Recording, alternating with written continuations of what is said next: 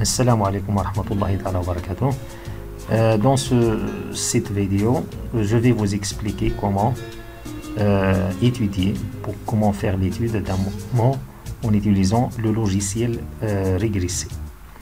Alors, comme vous voyez ici, j'ai placé sur mon bureau un dossier que j'ai nommé projet régressé, à l'intérieur duquel j'ai placé une vidéo que j'ai filmée avec la webcam de mon ordinateur. Alors vous pouvez utiliser aussi pour filmer votre téléphone portable ou n'importe quelle caméra. Alors avant de faire l'étude avec le logiciel régressé, comme vous voyez ici, ma vidéo c'est une vidéo au format WMV. Je dois la convertir en vidéo au format AVI. Pourquoi? Parce que ce logiciel ne peut pas utiliser ce format-là. Alors pour convertir cette vidéo au format AVI, je vais utiliser un service web, par exemple ce site-là,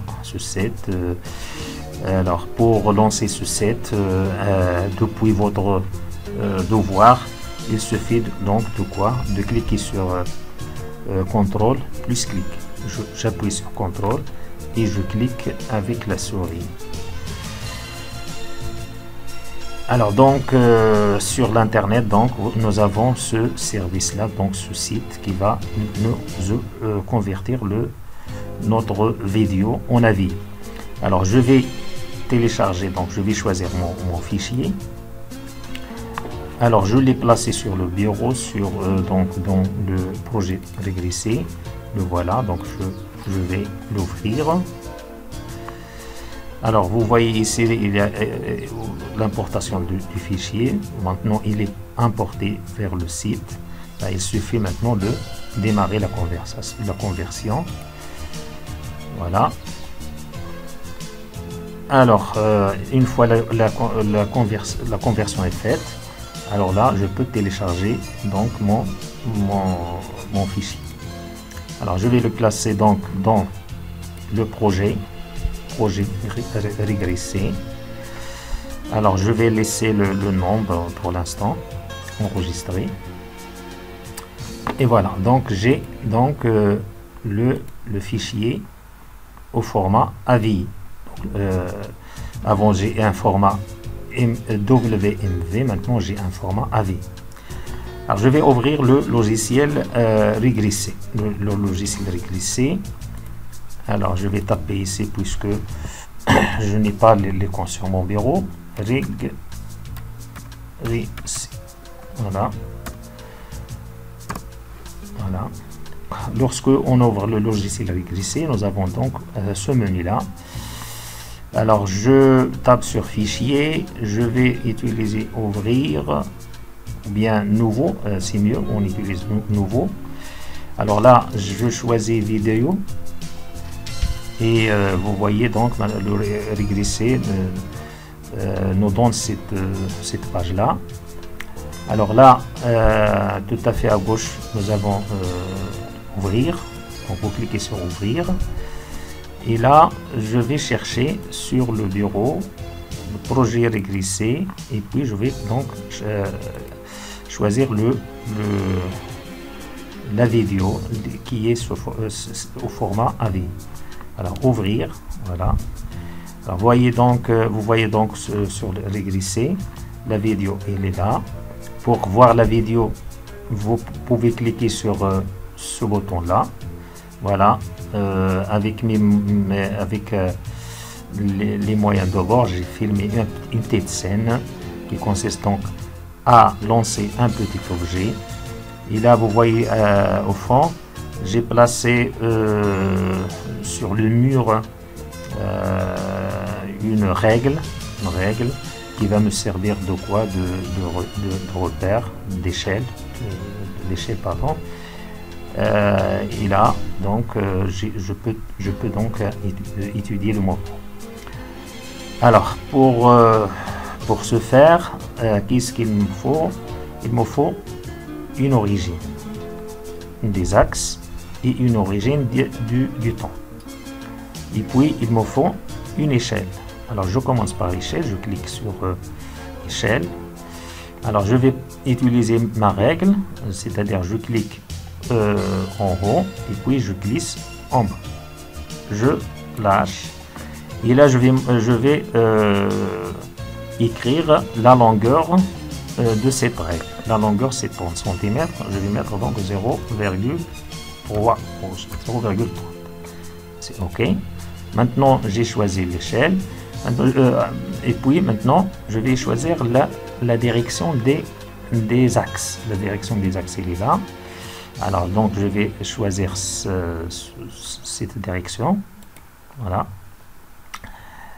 Et puis, maintenant, je vais choisir l'origine des axes. Alors, l'origine des axes, alors, l'objet que je lance, je vais un petit peu me déplacer jusqu'à ce que je vois l'objet lancé. Donc, je vais déplacer un peu comme ça. Alors, vous voyez ma main, elle se déplace comme ça. Je continue jusqu'à ce que l'objet soit lâché. Voilà, je commence, je continue encore. Hop, maintenant l'objet il est libre, il est en chute libre.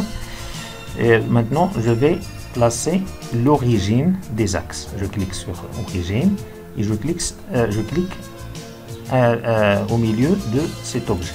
Voilà, maintenant l'origine des axes elle est là. Il me faut l'origine du temps. Je clique et vous voyez le petit zéro là. Alors je le mets ici. Alors maintenant c'est fait et je vais commencer donc la mesure, c'est-à-dire l'expérience. Donc je vais cliquer sur mesure. Je clique une fois et puis je vais cliquer maintenant sur l'objet. À chaque fois que je clique, l'objet se déplace. Je clique, voilà, il se déplace deux fois. Et là, vous avez ici le tableau des résultats, le tableau des résultats. Donc, je clique une autre fois, voilà donc une autre valeur. Je clique une autre fois, une autre valeur, voilà, et je vais continuer comme ça. Chaque fois, je clique sur l'objet et l'objet se déplace automatiquement. Voilà, encore,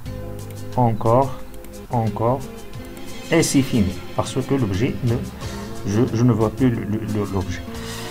Alors maintenant, j'ai mon tableau, bon, j'ai des mesures, etc. Alors je vais traiter ce mouvement. Et pour le traiter, je clique sur traiter. Voilà. Alors pour l'instant, j'ai rien sur cette fenêtre. Mais pour voir les choses, vous cliquez sur tableau. Le tableau, vous avez donc le tableau des résultats.